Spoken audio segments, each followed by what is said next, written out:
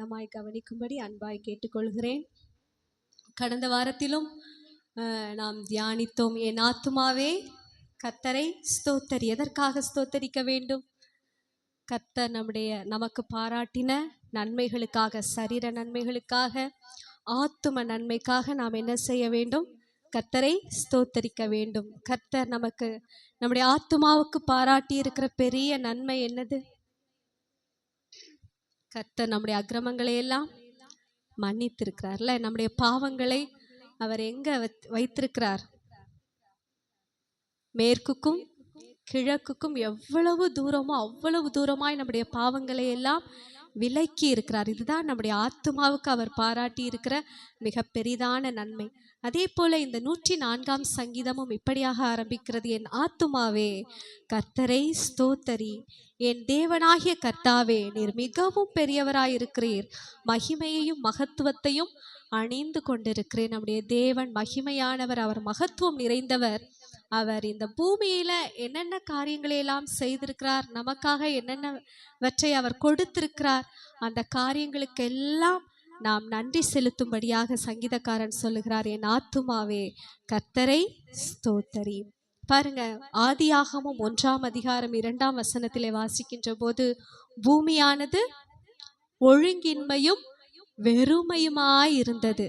அதை ஆண்டவர் எப்படி அழகாக ஒழுங்காக்கி இருக்கிறார், அந்த வெறுமைகளை எல்லாம் எப்படி நிறைவாக்கினார் என்பதை இந்த சங்கீதம் அழகாக விளக்குகிறது.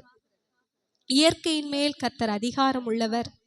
பாருங்க, ஒளியை வஸ்திரமாக தரித்து வானங்களை திரையை போல் விரித்திருக்கிறீர். தமது மேல் வீடுகளை தண்ணீர்களால் மச்சுப்பாவி, மேகங்களை தமது ரதமாக்கி காற்றினுடைய செட்டிகளின் மேல் அவர் செல்லுகிறார். இந்த வசனங்கள் எதை காண்பிக்கிறதுனா, அவர் இயற்கையின் மேல் அதிகாரம் உள்ளவர், மேகங்களை தமக்கு ரதமாக வைத்திருக்கிறார், காற்றினுடைய செட்டிகளின் மேல் அவர் செல்லுகிறார்.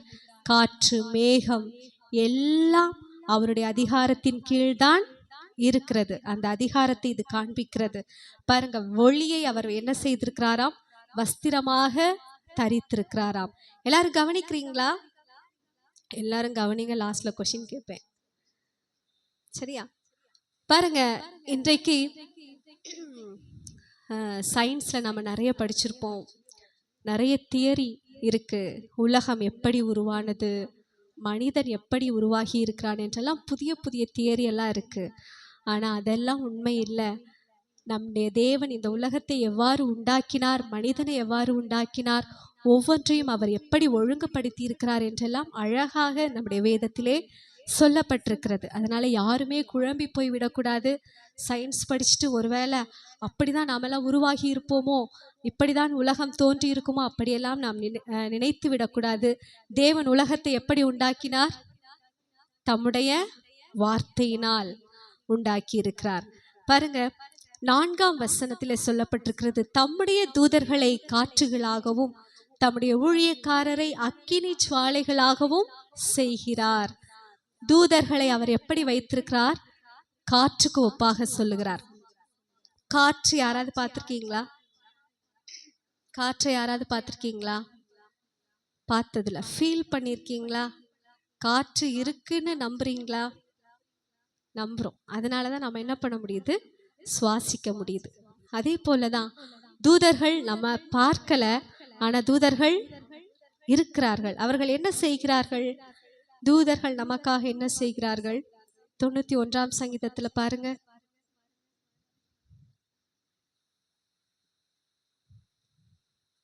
11, 12 ஆகிய வசனங்கள், உன் வழிகளிலெல்லாம் உன்னை காக்கும்படி உனக்காக தம்முடைய தூதர்களுக்கு கட்டளையிடுவார், உன் பாதம் கல்லில் இடராதபடிக்கு அவர்கள் உன்னை தங்கள் கைகளில் ஏந்தி கொண்டு போவார்கள். நம்ம வழியில நடக்கும் போகுது, யாத்திரை செய்கின்ற போதெல்லாம் நம்மை பாதுகாக்கிறது யாரு? தூதர்கள். அவர்கள் நம்ம ஏந்தி கொண்டு போகிறார்கள். ஆனா நம்ம கண்களால பார்க்கல, ஆனா என்ன, அநேக நேரத்துல நம்ம உணர்ந்திருப்போம். எத்தனையோ ஆபத்துகள் ஒரு ஃப்ராக்ஷன் ஆஃப் செகண்ட்ல வர வேண்டியதுல இருந்து நம்ம தப்பியிருப்போம். அவருடைய தூதர்களை வைத்து ஆண்டவர் என்ன செய்கிறார்? பாதுகாக்கிறார். தம்முடைய ஊழியக்காரரை அக்கினி ஜுவாலையாக அவர் வைத்திருக்கிறார். இஸ்ரவேல் ஜனங்களை வழிநடத்தின போது பகலிலே மேக ஸ்தம்பத்தினாலும் இரவிலே அக்கினி ஸ்தம்பத்தினாலும் ஜனங்களை என்ன செய்தார்? ஆண்டவர் வழி நடத்தினார். அதே போலதான் இன்றைக்கும் தேவன் ஊழியர்களை வைத்திருக்கிறார். நம்மை இருளில் இருக்கிற ஜனங்களை வெளிச்சத்தின் பாதையிலே கொண்டு வருகிறதற்கு அக்கினி ஜுவாலைகளாக தேவன் ஊழியக்காரர்களை தேவன் வைத்திருக்கிறார். 5ஆம் வசனம், பூமி ஒருபோதும் நிலை பெறாதபடி அதன் ஆதாரங்கள் மேல் அதை ஸ்தாபித்தார். பூமிக்கு நல்ல ஒரு ஃபவுண்டேஷன் ஆண்டவர் என்ன செய்திருக்கிறார்? வைத்திருக்கிறார். அதனாலதான் பூமி என்ன செய்யாமல் இருக்கிறது? அசையாமல் இருக்கிறது.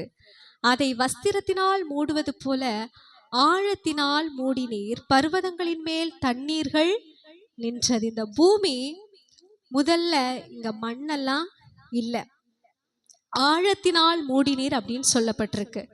அப்ப ஆழம் அப்படின்னாவே எதை குறிக்கிறது அப்படின்னா அது ஜலத்தை தான் குறிக்கிறது, தண்ணீரை தான் குறிக்கிறது. முழுவதுமாக இந்த பூமி எதனால் மூடப்பட்டிருந்தது அப்படின்னா தண்ணீரினால் மூடப்பட்டிருந்தது. நீங்க இந்த ஆதியாகமம் 1ஆம் அதிகாரத்துல முதல் நாள் என்ன சிருஷ்டித்தார்? ஆண்டவர் முதலாக என்ன சிருஷ்டித்தார்? வானத்தையும் பூமியையுமா? வெளிச்சம். 2வது நாள் எதை உண்டாக்கினார்? கண்டுபிடிச்சு சொல்லுங்க பார்க்கலாம். ஆதியாகமத்தை எடுத்து வாசிங்க. ஆதியாகமத்துல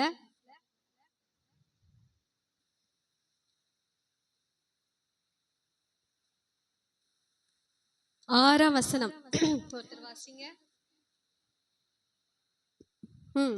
அது எப்படி உண்டாக்கினார் பாருங்க. ஜலத்தின் மத்தியில் ஆகாய விரிவு உண்டாக கடவது என்றும் அது ஜலத்தின் என்று ஜலத்தை பிரிக்க கடவது என்றும் சொன்னார். அப்ப இந்த பூமி முழுவதுமாக எதனால் மூடப்பட்டிருந்தது? ஜலத்தினால மூடப்பட்டிருந்தது. முதலாவதாக ஆண்டவர் அந்த ஜலத்தின் மத்தியில ஆகாய விரிவை பிரித்து அதை என்ன செய்கிறார்? மேலே உண்டாக்குகிறார். ஆகாய விரிவை உண்டாக்குகிறார். ஜலத்தின் மத்தியில ஆண்டவர் ஆகாய விரிவை உண்டாக்குகிறார். பாருங்க, அதுதான் இங்க சொல்லப்பட்டிருக்கிறது. அவர் வஸ்திரத்தினால் மூடுவது போல ஆழத்தினால் மூடினீர், பர்வதங்களின் மேல் தண்ணீர்கள் நின்றது.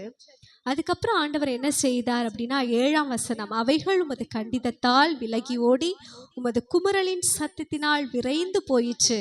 அவைகள் மலைகளில் ஏறி பள்ளத்தாக்குகளில் இறங்கி நீர் அவைகளுக்கு ஏற்படுத்தின இடத்தில் சென்றது. முதலாவது அவர் என்ன பண்ணுகிறார்? தண்ணீர்களுக்கெல்லாம் ஒரு இடத்தை உருவாக்குகிறார். பள்ளத்தாக்குகளில் தாழ்வான பகுதிகளில் தண்ணீரை போகும்படி செய்கிறார். எப்படி செய்தார்? இங்க கூட சொல்லியிருக்கு, அவருடைய குமுறலின் சத்தத்தினால், அவருடைய வார்த்தையினால் அதை செய்தார். 9ஆம் வசனம், அவைகள் திரும்பவும் வந்து பூமியை மூடிக்கொள்ளாதபடி கடவாதிருக்கும் எல்லையை அவைகளுக்கு ஏற்படுத்தினீர். கடலுக்கெல்லாம் தேவன் ஒரு எல்லையை வைத்திருக்கிறார். அதனாலதான் அது என்ன செய்யல, ஊர்களுக்குள்ள தண்ணீர் வராம இருக்கிறதற்கு காரணம் என்ன? தேவன் அவைகளுக்கு என்ன வைத்திருக்கிறார்? ஒரு எல்லையை வைத்திருக்கிறார். அதை தாண்டி இங்க வரக்கூடாதுன்னு சொல்லி அதுக்கு கட்டளை வைத்திருக்கிறார்.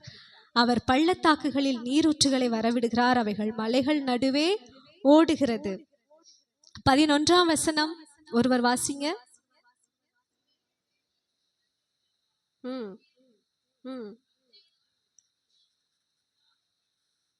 பாருங்க, மிருக ஜீவன்களுக்கு அவர் தண்ணீர் கொடுக்கிறார். காட்டு கழுதைகள் தங்கள் தாகத்தை தீர்த்து கொள்ளும். ஆகாயத்து பறவைகளை அவர் போஷிக்கிறார். 13ஆம் வசனம், தம்முடைய மேல் வீடுகளிலிருந்து பர்வதங்களுக்கு தண்ணீர் இறைக்கிறார். உமது கிரியைகளின் பலனாலே பூமி திருப்தி ஆகிறது. அவர் என்ன செய்கிறார்? மழையை பொழிவிக்கிறார், பூமியை திருப்தியாக்குகிறார். 14ஆம் வசனம் எல்லாரும் சேர்ந்து வாசிக்கலாமா? எல்லாருக்கும் தூக்கம் வருது போல. எல்லாரும் சேர்ந்து 14ஆம் வசனம் வாசிங்க.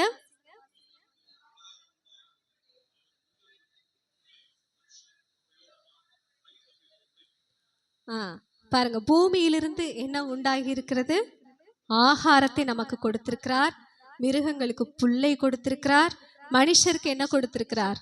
பயிர் வகைகளை கொடுத்திருக்கிறார். 15ஆம் வசனம் எல்லாரும் சேர்ந்து வாசிக்கலாம். 15ஆம் வசனம் பிள்ளைங்களாம் சத்தமா வாசிங்க.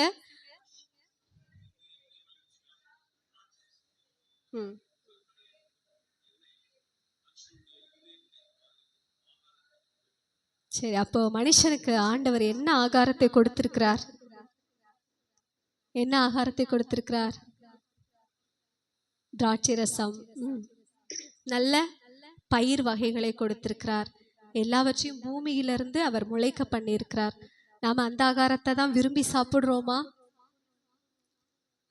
தட்டில் நம்ம ஒதுக்கி வைக்கிறதெல்லாம் என்னது?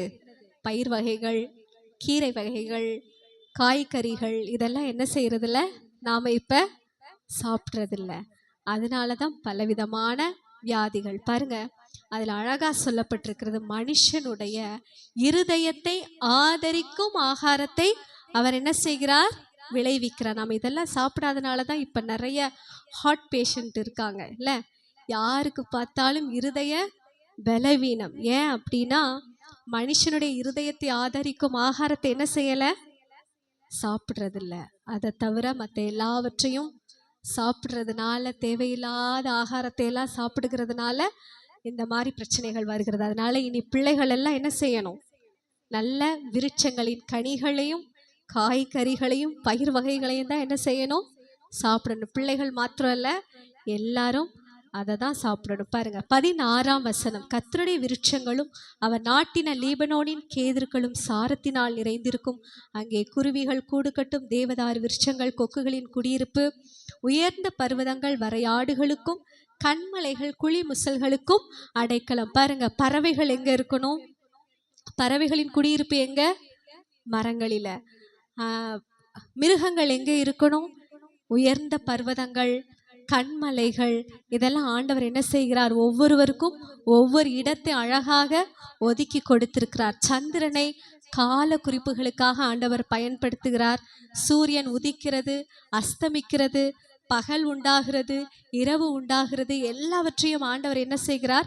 அழகாய் நேர்த்தியாய் செய்கிறார். பாருங்க, 21ஆம் வசனத்திலே சொல்லப்பட்டிருக்கிறது, சிங்கங்களுக்கு இரையை கூட ஆண்டவர் தான் கொடுக்கிறார். அவைகள் தேடுகிறது, ஆனால் அவைகளுக்கு இரை கொடுக்கிறது யாரு? தேவன். அந்த சிங்கங்கள் கூட இரைக்காக கெர்ச்சித்து தேவனால் தங்களுக்கு ஆகாரம் கிடைக்கும்படி என்ன செய்யுமாம்? தேடுமாம். ஆண்டவர் தான் அவர்களுக்கும் அந்த சிங்கங்களுக்கும் உணவை கொடுக்கிறார். 23ஆம் வசனம் பாருங்க, அப்பொழுது மனுஷன் சாயங்காலம் அதுக்கு மேல 22, சூரியன் உதிக்கையில் அவைகள் ஒதுங்கி தங்கள் தாபரங்களில் படுத்துக்கொள்ளும். இரவு நேரத்துல என்ன செய்யுமாம்? மிருகங்கள் எல்லாம் நடமாடுமாம். சூரியன் உதிச்ச உடனே அவைகள் என்ன செய்யுமாம்? தன்னுடைய இடத்துக்கு போயிடும். ஏன்னா அடுத்தது யார் வரணும்? மனிதர்கள் தங்கள் வேலைகளை செய்ய வேண்டும் என்பதற்காக மிருகங்கள் எல்லாம் என்ன செய்து விடுகிறது? ஒதுங்கி கொள்ளுகிறது.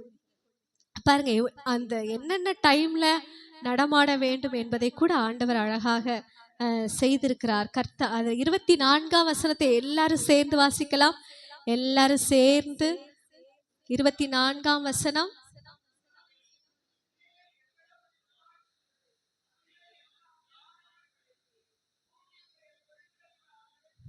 பார்த்தீங்களா? கர்த்தாவே, உமது கிரியைகள் எவ்வளவு திரளாய் இருக்கிறது. அவர் எப்படி படைத்திருக்கிறார்? எல்லாவற்றையும் ஞானமாய் படைத்திருக்கிறார். பூமி அவருடைய பொருட்களினால் நிறைந்திருக்கிறது. எல்லாவற்றிற்கும் ஏற்ற வேளையிலே ஆண்டவர் தான் ஆகாரத்தை கொடுக்கிறார். அவைகளுக்கு ஜீவனை கொடுக்கிறார். அவை ஒரு உயிருக்கு ஜீவன் வருகிறதும் அவரால் தான், ஜீவன் போகிறதும் அவரால் தான். 28ஆம் வசனத்தை வாசிக்கிறோம்.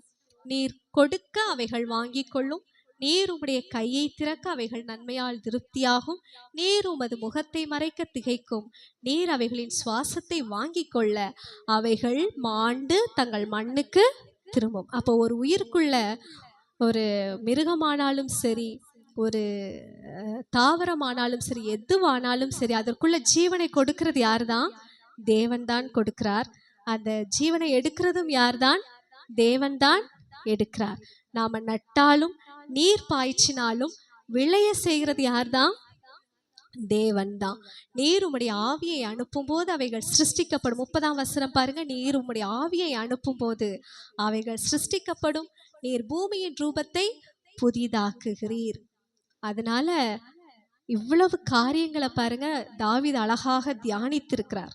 ஒவ்வொரு விருட்சங்களை பார்க்கும் போதும், ஒவ்வொரு மிருகங்களை பார்க்கும் போதும் அவர் ரொம்ப அதை ரசித்திருக்கிறார். அதனால சொல்லுகிறார், நான் அவரை தியானிக்கும் தியானம் இனிதாயிருக்கும், நான் கர்த்தருக்குள் மகிழ்வேன். ஆனா இந்த பூமியில கடைசியாக ஒரு வசனம் சொல்லுகிறார், ஒரு வார்த்தையை சொல்லியிருக்கிறார், பாவிகள் பூமியிலிருந்து நிர்மூலமாகி துன்மார்க்கர் இனி இராமற் போவார்கள். என் ஆத்துமாவே கர்த்தரை ஸ்தோத்தரி. அல்லேலூயா. பாருங்க, இவ்வளவு அழகாக நமக்காக இந்த இயற்கையை உண்டாக்கி அவற்றில் இப்பவும் அவர் கிரியை செய்து கொண்டே இருக்கிறார். அவர் 6 நாட்கள் உண்டாக்கினார், 7ஆம் நாள் ஓய்ந்திருந்தார். ஆனா அவர் அதுக்கப்புறம் ஃபுல்லா அவர் ஓய்ந்தே இருக்கவில்லை. தொடர்ந்து இந்த பூமியிலே அவர் கிரியை செய்து கொண்டேதான் இருக்கிறார். அவர் அதனாலதான் அவர் சொல்லுகிறார், தாவீது சொல்லுகிறார், என் ஆத்துமாவே நீ கர்த்தரை ஸ்தோத்தரி. பாருங்க, இவ்வளவு நன்மைகளுக்காக நாம் எப்பொழுதும் தேவனுக்கு நன்றியுள்ளவர்களாக நாம் காணப்பட வேண்டும். அதனாலதான் நாம கூட ஏதாவது தசம பாகங்கள் எல்லாம் கொண்டு வந்து வைப்போம். ஆண்டவர் நமக்கு ஒரு தென்னை மரத்துல தேங்காய் காய்க்குதுன்னா என்ன செய்கிறோம்? ஆண்டவர் விளைவித்து கொடுத்திருக்கிறார் என்பதற்கு அடையாளமாக நாம் காணிக்கைகளை கொண்டு வந்து செலுத்துகிறோம். இனி நாம் வெளியில் பார்க்கின்ற ஒவ்வொரு காரியங்களுக்காக கூட நாம் என்ன செய்ய வேண்டும்? கர்த்தரை ஸ்தோத்தரிக்க வேண்டும். என் ஆத்துமாவே கர்த்தரை ஸ்தோத்தரி. கர்த்தர் நம்மை ஆசீர்வதிப்பாராக.